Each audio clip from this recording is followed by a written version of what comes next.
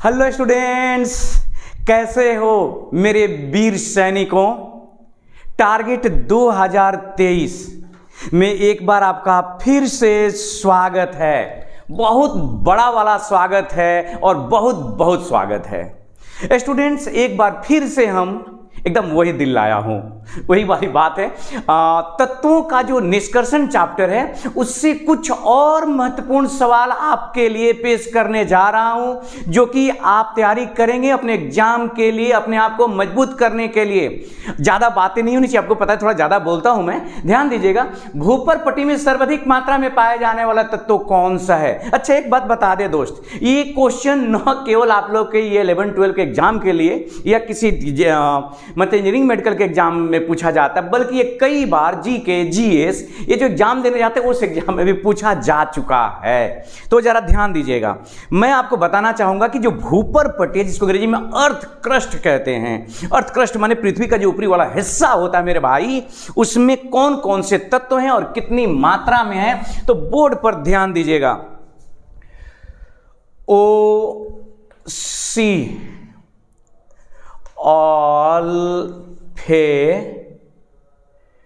ऑल्फेकना, जरा ध्यान दीजिएगा। ऑक्सीजन है भूपर पट्टी में सबसे ज्यादा मात्रा में, कितना? तो 46.6%। बाई मास याद रखिएगा, ये सब बाई मास हो रहा है। सिलिकॉन है 27.7%, अल्युमिनियम है 8.3%, ये है लोहा 5.1, कहीं कहीं थोड़ा सा इसका अंतर रहता है 5 लेकिन लिखा रहता अक्षर। उसके बाद कैल्शियम हो गया दोस्त, कैल्शियम होता है 3.6%, सोडियम हो गया 2.6%, मैग्नीशियम भी लिख दिए जा रहा हूं मैं 2.1%। तो देखो दोस्त, इसमें क्वेश्चन क्या होता है और कैसे होता है। भूपर पट्टी में सबसे ज्यादा मात्रा में पाया जाने वाला अगर कोई तत्व है तो वो ऑक्सीजन है, जो कि यहां चॉइस में है ही नहीं। छोड़ो, हटा दो, नहीं है तो नहीं है, हम लोग को उसमें अपना क्या जाता है। क्वेश्चन होगा कि भूपर पट्टी में सबसे ज्यादा मात्रा में पाए जाने वाला धातु कौन है? तो याद रखिएगा, ये दोनों अधातु हैं। क्या हैं? अधातु। तो जब जब बात चलेगी धातु की तो भाई साहब ऑक्सीजन और सिलिकॉन ये लोग साइड हो लेंगे। बचा कौन? अल्युमिनियम। तो भूपर पट्टी में सबसे ज्यादा मात्रा में धातु कौन पाया जाता है? दोस्त एक बार बोलो हमारे साथ, अल्युमिनियम। भूपर पट्टी में धातुओं में दूसरे स्थान पर कौन है? तो धातुओं की बात करें तो लोहा दूसरे स्थान पे है। धातुओं में तीसरे स्थान पे कौन है? तो दिख रहा आपको कैल्शियम। चौथे स्थान पे कौन है? तो सोडियम। लेकिन अगर कहा जाए कि भूपर पट्टी में सबसे ज्यादा मात्रा में, तो इसमें से देख लेंगे ओवरऑल कौन है ज्यादा मात्रा में। तो ऑक्सीजन है, जो कि चॉइस में नहीं दिया गया। अच्छा किया लोगों ने नहीं दिया। सिलिकॉन दूसरे नंबर पर टुकुर टुकुर टुकुर टुकुर देख रहा है, तो हम लोग इसको टिक लगा दें, नहीं तो इसको बुरा लग जाएगा कि यार हमें छोड़ के आगे बढ़ रहे हैं। क्लियर हुआ ना? एकदम क्लियर करना है।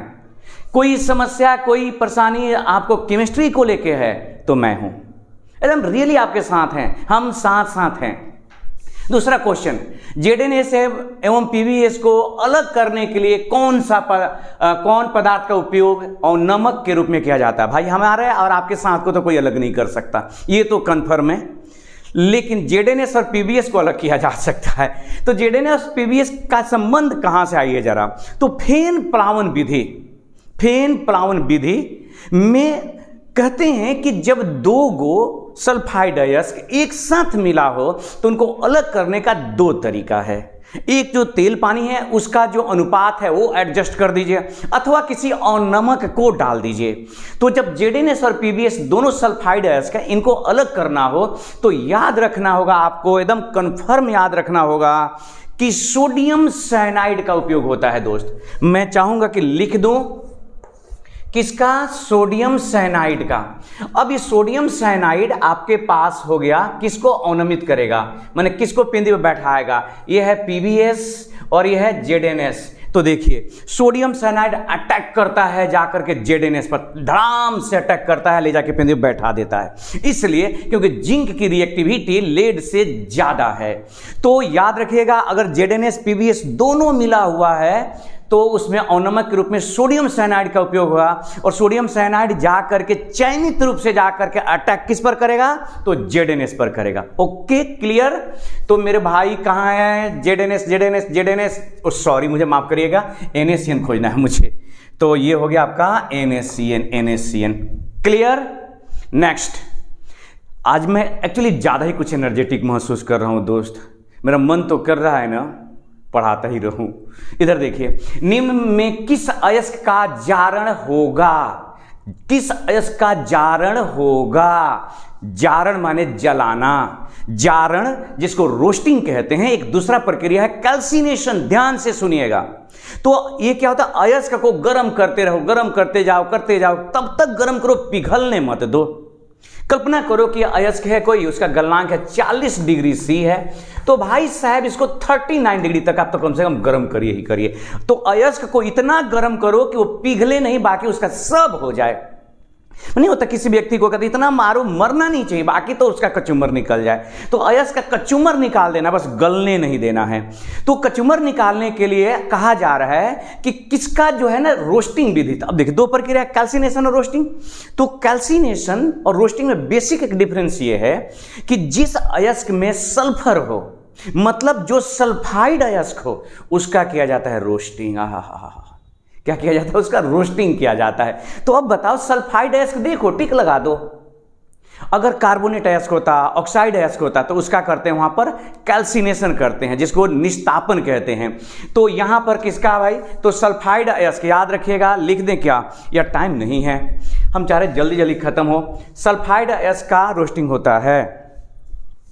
हम चाहेंगे कि इसको लिख लेंगे, सल्फाइड अयस्क का रोस्टिंग होता है। तो इसमें सल्फाइड अयस्क चुनिए, ये है सल्फाइड अयस्क। आगे जैसे नजर पड़ा देखते ही टिक मत लगाइएगा, चारों तरफ ध्यान रखिएगा। ये भी सल्फाइड, ये भी सल्फाइड, ये भी सल्फाइड। भाई साहब तब तो सभी पे टिक लगा दीजिए, सभी सल्फाइड है ना।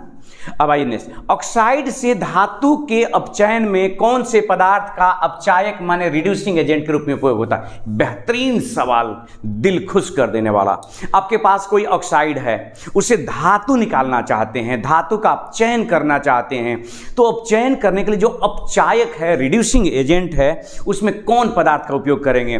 तो भाई साहब मैं आपको बता दूं कि अपचायक के रूप में, रिड्यूसिंग एजेंट के रूप में जनरली कार्बन C लिख दे रहा हूं, एंड कार्बन मोनोऑक्साइड का उपयोग करते हैं लोग। हमने देखा है, पढ़ा है, प्रैक्टिकल करके तो हमने नहीं देखा कभी। किताबों में पढ़ा कि कार्बन मोनोऑक्साइड का उपयोग किस रूप में होते हैं, तो अपचायक के रूप में। तो देखो ना, पहला चॉइस में कार्बन है, सोडियम है। अरे यार, ये सब फालतू का चॉइस दे रखा है लोगों ने। क्या समझते हैं वो क्वेश्चन बनाने वाले, क्वेश्चन देने वाले, कि बच्चे इतने बुर्बक हैं क्या। और खासकर कंसेप्ट ऑफ केमिस्ट्री के बच्चे तो बुर्बक हो नहीं सकते। ये बात सही है ना, मुझे कमेंट करके बताना सब, क्या कंसेप्ट ऑफ केमिस्ट्री के बच्चे बुर्बक हैं, होंगे कभी। जिंदगी बहुत लंबी है दोस्त, और जिंदगी की किसी भी फील्ड में, किसी भी क्षेत्र में जाना, बुर्बक बन के मत रहना, कभी मत रहना। नेक्स्ट, फफोलेदार कपर। आहा, मजा आ गया। फफोलेदार कपर में फफोला किस कारण बनता है। देखो अंग्रेजी में कहते हैं ब्लिस्टर फफोले को। कभी गर्म पानी गिर गया त्वचा पर ना, तो छल्ला निकल आता है, एकदम सा फूला फूला, जैसे टच कर दर्द होगा, अंदर में पानी बुलबुला सा फूला रहेगा, टच मत करना, वो फूटने पर घाव हो सकता है। लेकिन फफोला का मतलब समझ रहे हो, छल्ला निकला ना, गर्म पानी और या कहीं रगड़ा गया, गर्म हो गया, तो जो फोड़ापन है उसको फफोला लिखा हुआ, फोड़ेदार कहो, फफोलेदार क्या कह रहे हो भाई। तो ये जो फफोला बना, फोड़ा बना, वो किस वजह से बनता है। तो भाई साहब मैं आप लोगों को बता दूं, बताना ये चाहता हूं, जब कपर को आप निकालते हैं, मतलब उसके ऑक्साइड से शुद्ध कपर निकालते हैं जब आप, तो होता क्या है कि उसमें कुछ SO2 गैस घुला रह जाता है। द्रव कपर में SO2 गैस घुला रहता है। अब कपर ठंडा होने लगता है और SO2 गैस निकलते जाता है। फाइनली इससे पहले कि सारा SO2 गैस बाहर निकल जाए, कुछ उससे पहले कपर जो है ठंडा पड़ जाता है, और कुछ SO2 गैस कॉपर के ऊपरी सतह पर जाके ट्रैप हो जाता है, फंस जाता है और वो फफोला के रूप में, छल्ला के रूप में दिखाई देता है। तो उसी को फफोलेदार या छल्लेदार कॉपर के नाम से दो हिंदी में शब्द प्रयोग में आते हैं, अक्सर मैंने देखा है, फफोलेदार या छल्लेदार, और अंग्रेजी तो ब्लिस्टर होता है। तो किस वजह से हो रहा है? SO2 गैस के कारण। SO2 गैस जब आप अयस्क से निकाल रहे थे कॉपर, उसी दरमियान ये SO2 गैस उसमें घुला हुआ था। तो इसका सही जवाब है SO2 गैस। SO2 गैस है। अच्छा दोस्त, बताना है आपको कमेंट करके, मुझे एकदम डेफिनेटली बताना है, मतलब बताना है SO2 गैस एसिडिक है, सॉरी SO2 की बात करें, ऑक्साइड की, गैस की नहीं। SO2 एसिडिक है या बेसिक है? याद रखिएगा, इधर लिख नहीं रहा हूं, सुन रहे हैं आप ध्यान से। SO2 के बारे में बताना है कि SO2 ऑक्साइड एसिडिक है या बेसिक है। अगर एसिडिक है तो क्यों, बेसिक है क्यों, अगर कुछ नहीं है तो क्यों नहीं। ओके, नेक्स्ट क्वेश्चन है कि Al2O3 अल्मुना कहते हैं। अल्मुना, कितना प्यारा नाम है ना। अल्मुना से अल्मुनियम प्राप्त करने में क्रायोलाइट हम चाहेंगे। हम तो भाई आपके बुक थोड़ी न हैं, हम तो आपके अपने टीचर हैं। Na3AlF6 ये क्रायोलाइट का फॉर्मूला होता है, Na3AlF6। तो Al2O3 से, मैंने अल्मुना से अल्मुनियम प्राप्त करने में क्रायोलाइट का क्या उपयोग है? तो यहां पर एक कहानी है भाई, देखिए। जब आप अल्मुना से अल्मुनियम प्राप्त करते हैं तो उसके लिए विद्युत विच्छेदन की जाती है। किसका? तो अल्मुना का। अब अल्मुना के विद्युत विच्छेदन करने में दो समस्याएं आती हैं। एक, उसका गलनांक बहुत ज़्यादा है, माने गलता पिघलता नहीं है जल्दी, और साथ ही साथ उसका जो है ना विद्युत की चलकता कम है। तो एक उपाय निकाला जाता है कि उसका गलनांक घट जाए और चलकता बढ़ जाए।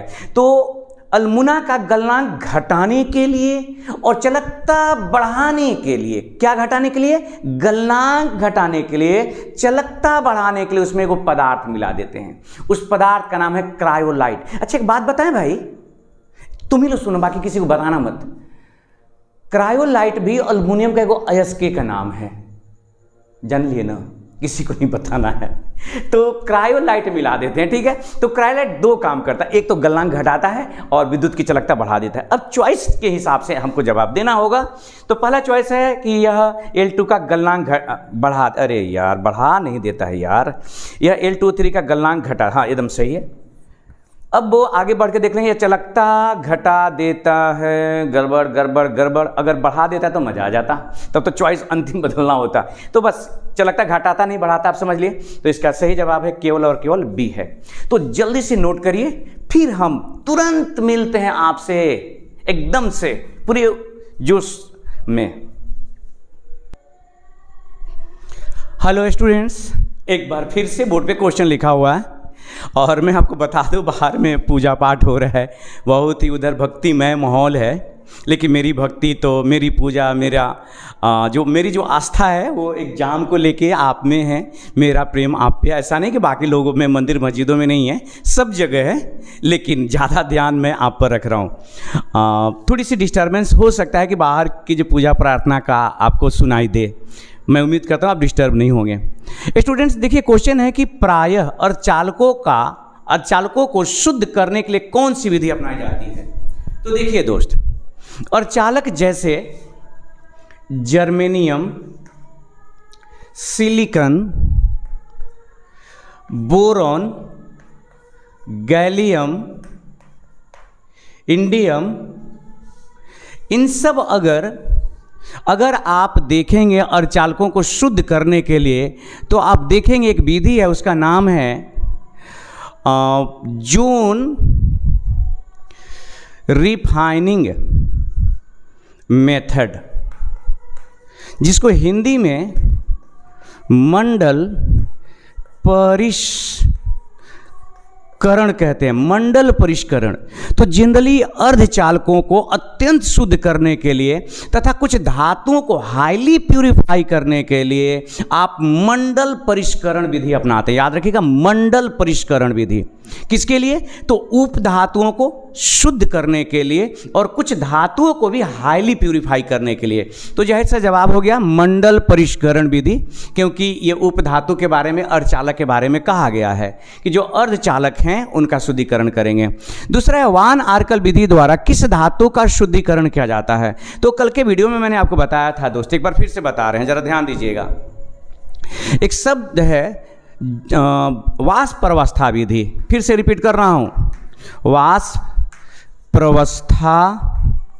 विधि।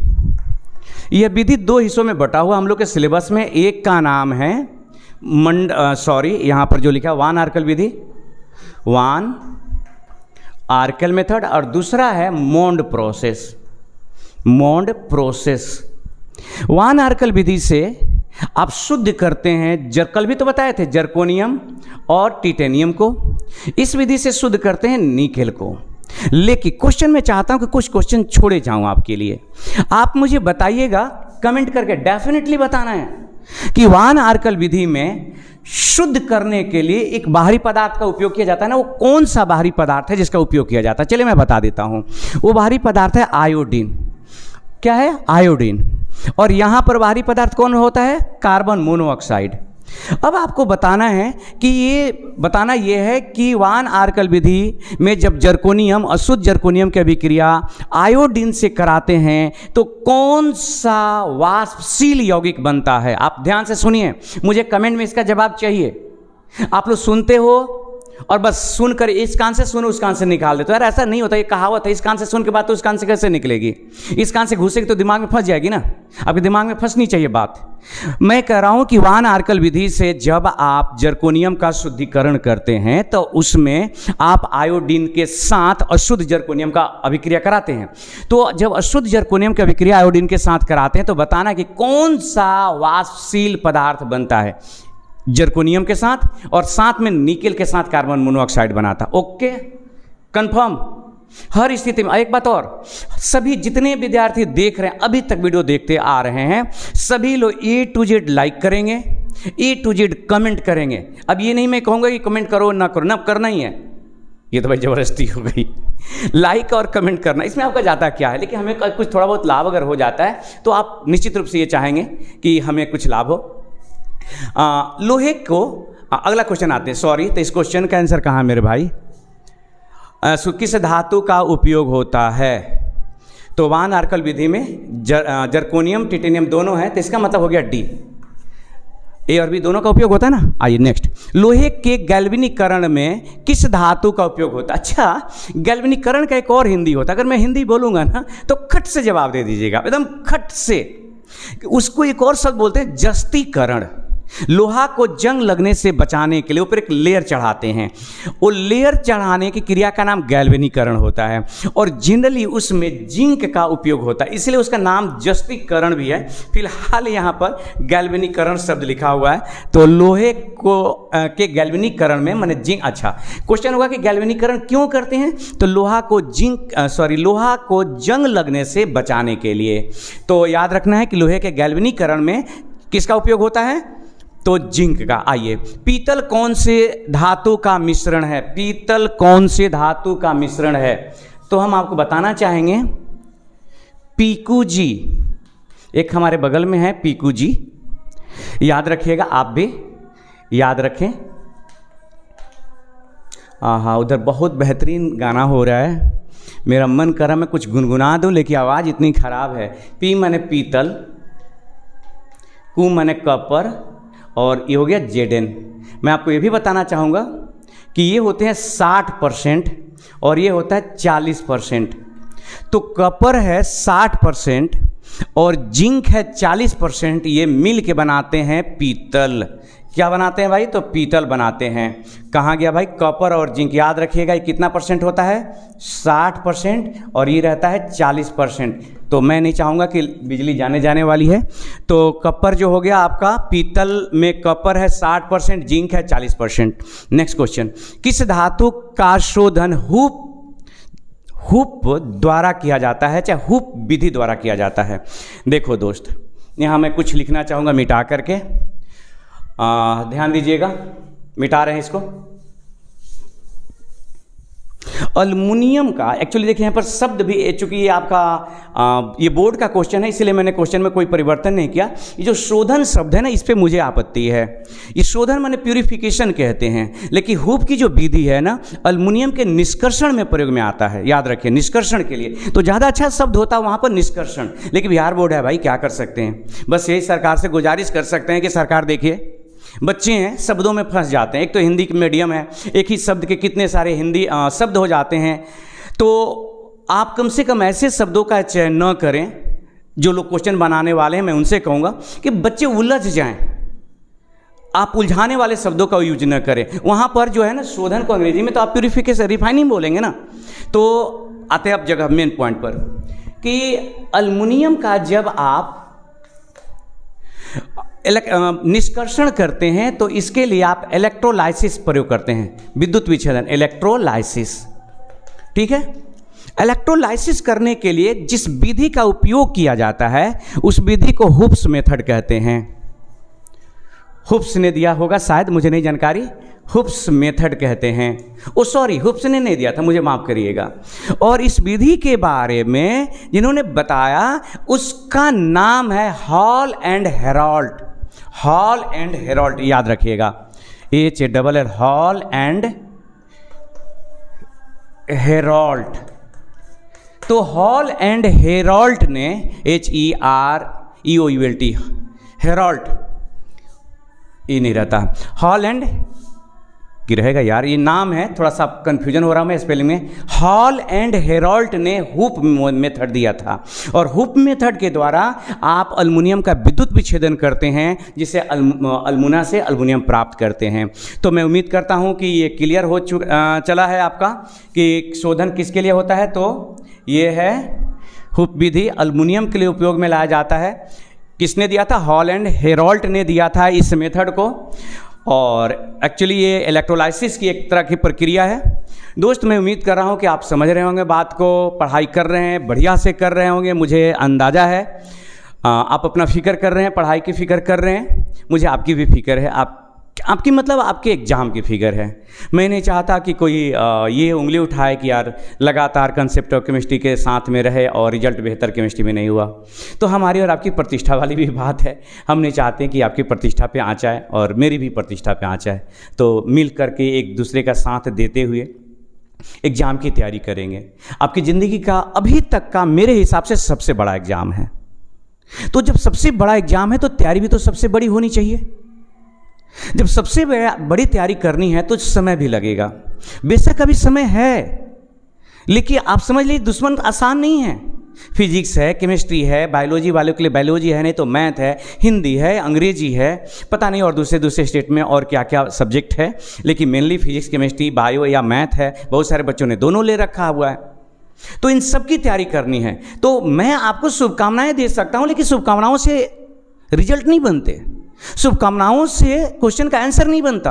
आंसर बनाने के लिए आपको वर्क करना पड़ता है, काम करना पड़ता है, मेहनत करना पड़ता है अपने सब्जेक्ट पर, तब जाकर के रिजल्ट बेहतर होते हैं। तो कोशिश करिए आपकी वर्क किया जाए, कैसे बेहतर से बेहतर किया जाए। किसी तरह को आपको लगे कि आप डिमोरलाइज हो रहे हैं, आप थोड़े से एनर्जी कम महसूस कर रहे हैं, तो आप मुझे बताइए। मेरी कोशिश होगी कि आपको फिर से रिचार्ज करें, चार्ज करें, पूरी तरह से एनर्जी से भरें, ताकि आप बेहतर से बेहतर तैयारी कर सकें। तो मेरी शुभकामना तो है ही। अपना ख्याल रखिए, हंसते रहिए, मुस्कुराते रहिए, और हाँ, लाइक कमेंट जरूर करना है। शेयर भी मन में आए तो मन में आके एकदम कर लेना है। ओके बाय, अपना ख्याल रखिए, फिर भेंट होगी अगले वीडियो में। तब तक के लिए बाय।